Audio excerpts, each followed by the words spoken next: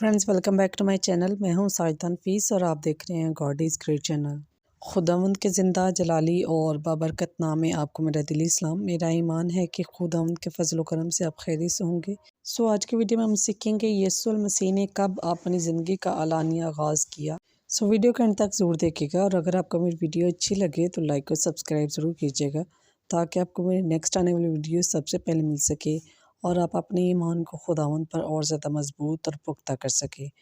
چلے چل کر شروع کرتے ہیں اپنی ویڈیو کو اور سیکھتے ہیں کہ خداوند یسوع المسیح نے اپنی زندگی کا کب اعلانیہ آغاز کیا۔ باپ اور بیٹے اور روح القدس کے نام میں آمین۔ مقدس متی کی انجیل اس کے 4 باب 12 سے 17 آیت تک۔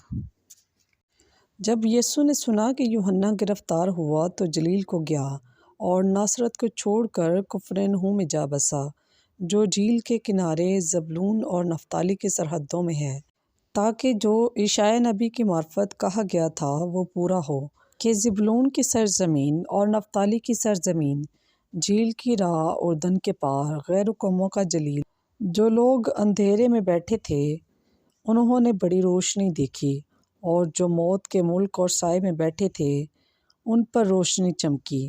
اسی وقت سے یسوع نے منادی کرنا اور یہ کہنا شروع کیا کہ توبہ کرو، کیونکہ آسمان کی بادشاہی نزدیک آ گئی ہے۔